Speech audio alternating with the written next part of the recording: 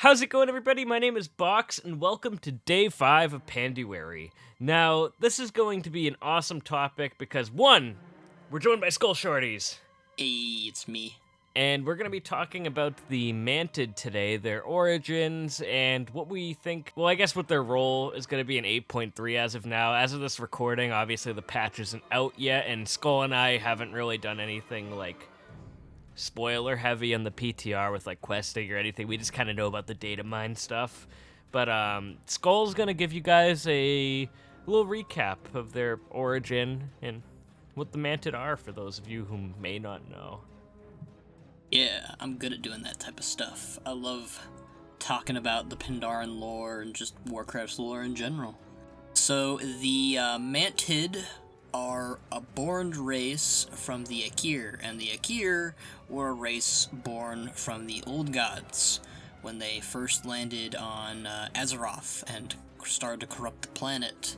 The Akir were essentially the Old Gods' other soldiers besides the faceless ones and all that.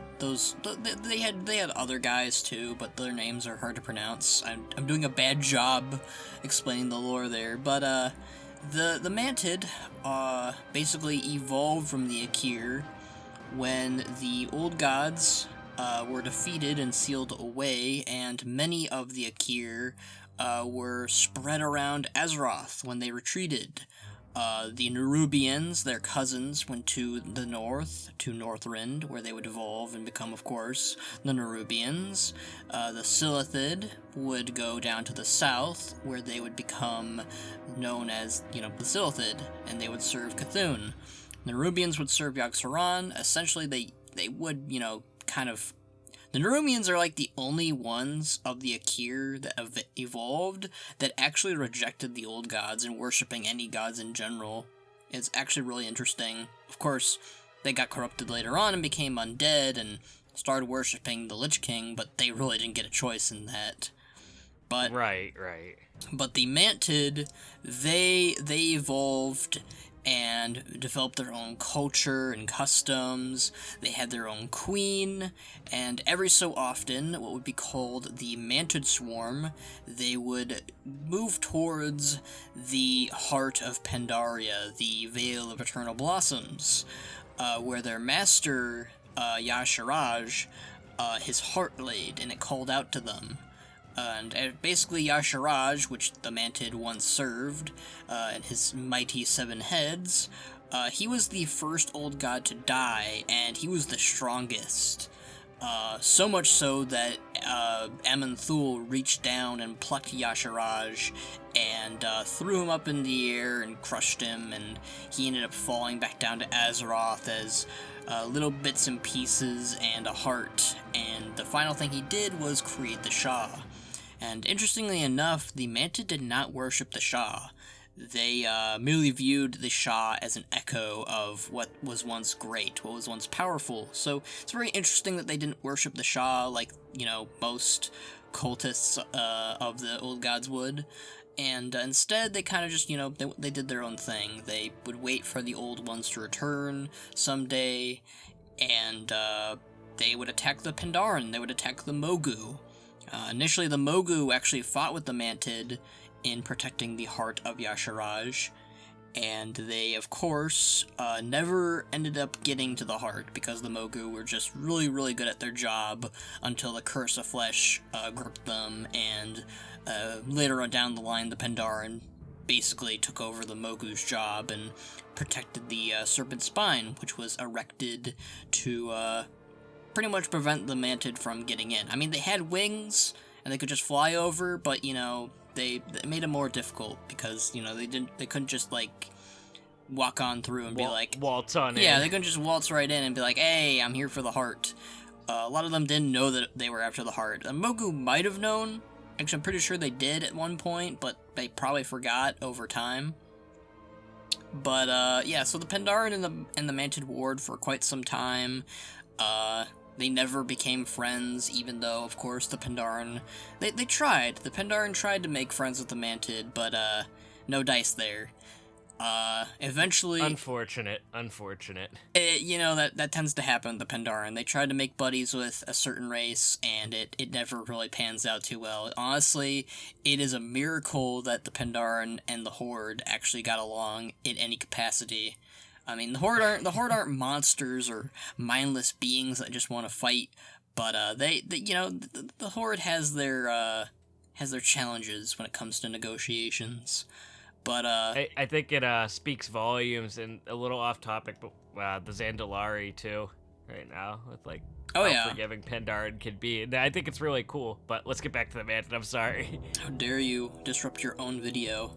The Mantid and the Pandaren, they'd war for quite some time, and every so often, the Mantid swarm would be 100 years or so after each one. It was basically to call out the weak for the Mantid, not just for themselves, but also the Pandaren. They would typically, it would be to weaken the Pandaren, but in also doing so, strengthen the Pandaren, because like on the Pandaren side, they're like, yeah, we got stronger because of the Mantid, and the Mantid got stronger because of the Pandaren. It was a vice versa situation. But, right. The Mantid swarm would never succeed in claiming the heart, and eventually the people of Azeroth, they ventured over to Pandaria, and they carried with them so many emotions, so many qualities that made them different and foreign to Pandaria, that it really woken up, it stirred all of these, all of the Shahs, the massive Shahs, and one of the biggest ones was fear and hatred. Now, hatred wasn't as important, but it kind of showed an example of what they could do when possessing a Mantid of some kind or form.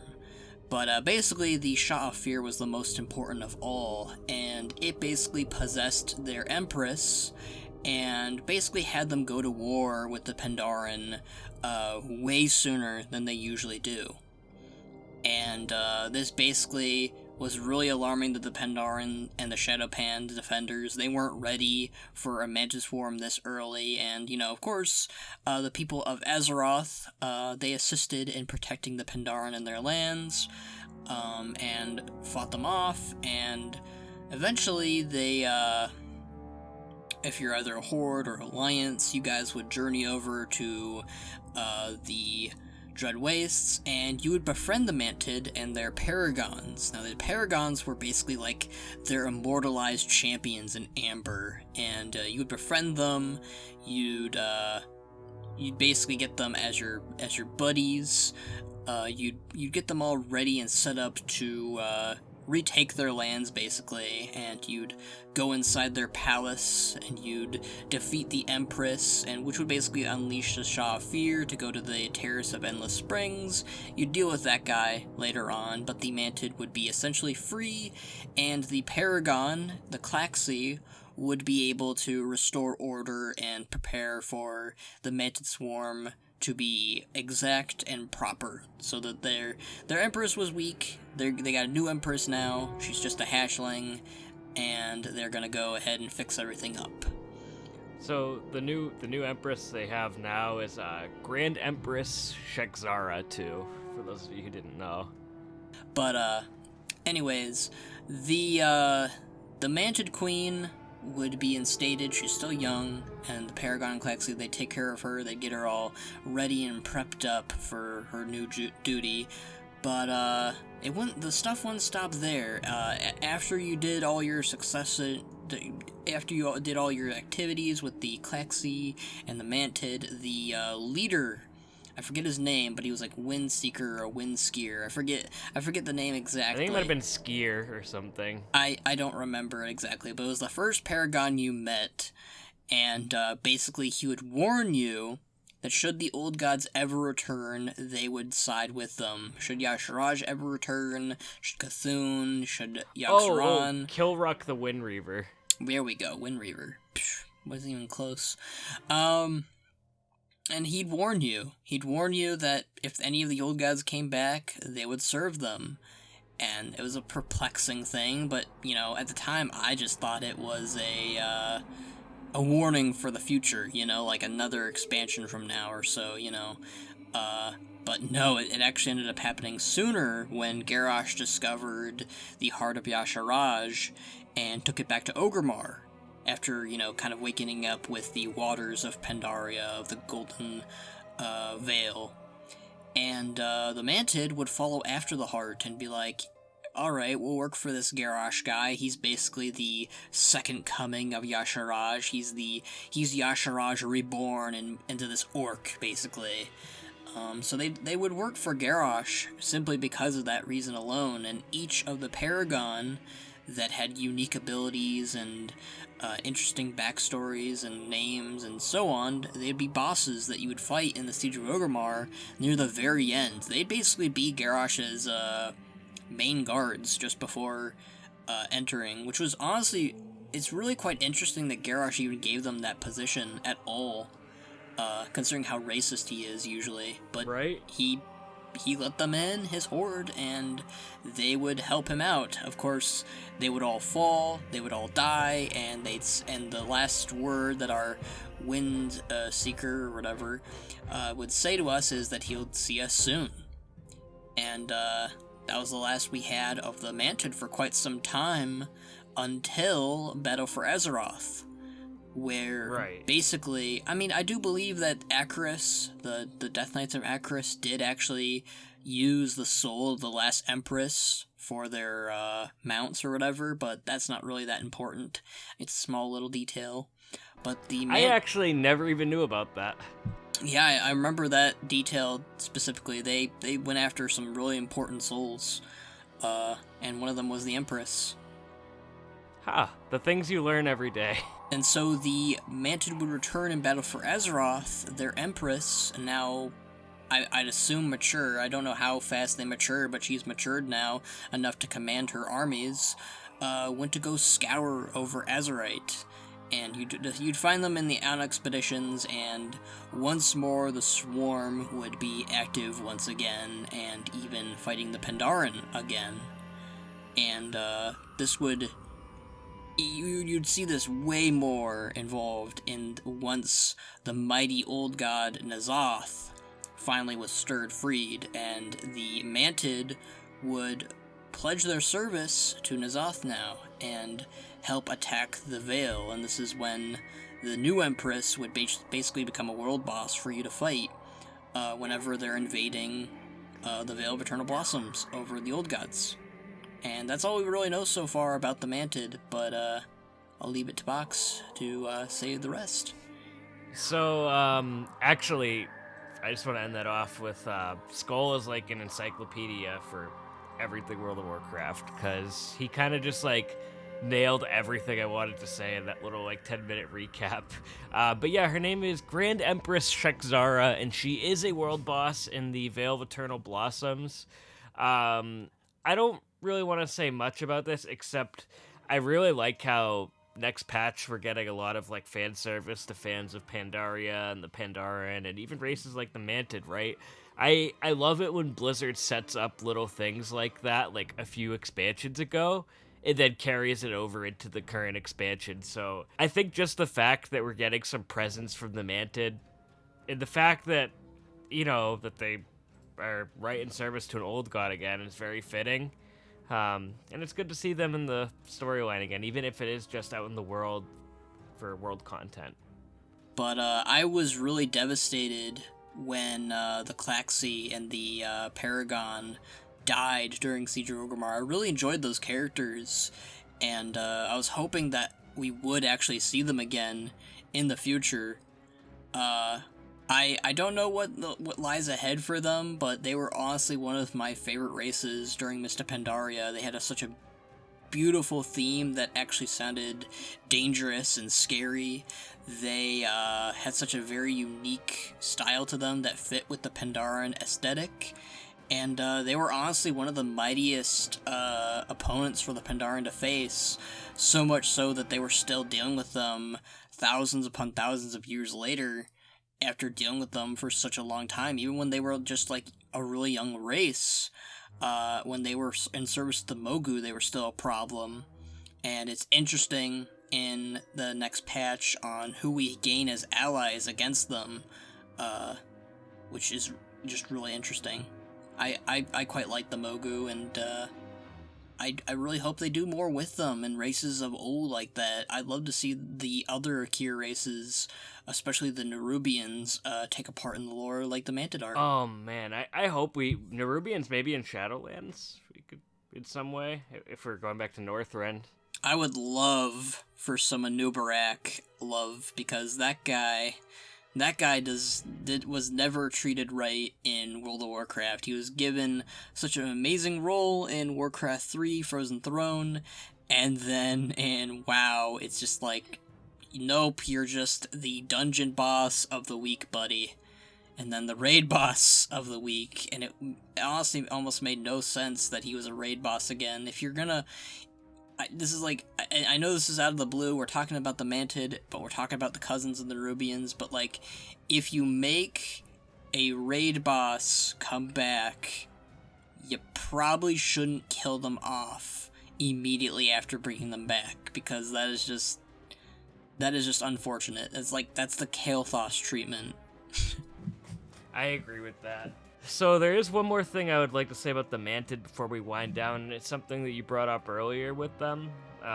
It's something I think Mists of Pandaria did a really great job establishing, but I love it when an expansion has characters throughout the whole storyline that carry over into the final raid. We had that amazing storyline for General Nazgrim, characters like Malkarok in the book, and again, the Paragons of the Klaxi. I had a really big feeling of like, man, I don't want to fight all these people that, you know, we kind of fought alongside at one point, regardless of the lore. Like, because the Mantid thing was kind of, like you said, like oh wow, when I saw them in the Dungeon Journal the first time. But overall, I like them as antagonists to the Pandaren, and like you said you don't know what the future can entail for them, and I think history repeats itself with them. I think there's eventually going to be another Empress after what is her name, Shek'Zara falls as a world boss next patch, but again, I don't know when that could happen, if there's ever a Warcraft 4 maybe, but it is nice that we're even getting some love for them next patch. Yeah. I mean, the first time that the mists parted, the Mantid, just their whole culture started to collapse in on itself, and now that the swarm is added again so early after just, you know, being reinstated, you know, they were supposed to wait another 100 years, and they didn't, and their Empress is already dead. Did that Empress have time to hatch another one, or are they even going to be able to find another Empress in time? That's one of the things you gotta think about. I honestly think that their culture is not gonna do so well after these such early times to do the swarms. Eventually the Pandaren are just gonna... I mean, I don't think the Pandaren would, like, go over and brutally, you know, remove them from Pandaria, but I could see the Mogu doing that, and the Mogu do have a pretty important role in the next patch, and they're basically going back to their roots of protecting the Veil, protecting Pandaria, and getting rid of the Mantid. So if the Mantid are stirring trouble and they're worshipping old gods, I think the Mogu aren't too far behind them to get rid of them. It's funny how history repeats itself sometimes. Yep. Times change, but not in Pandaria. Times change. Well, on that box doing a horrible Garrosh imitation note, thank you guys for joining us for this Panduary episode. I want to thank Skoll especially, because he gave a killer recap this episode, and having him on is always fun. Yeah. It's like a mini Kunlai campfire episode. It is. I just want to thank Kath on Twitter for creating this wonderful, wonderful Pandaren-themed event, and I encourage you all to go check it out right now. Use the hashtag Panduary or hashtag Panduary2020, and basically just take part in the rest of the event. Post some awesome Pandaren-themed content. I'll see you guys next time. Bye.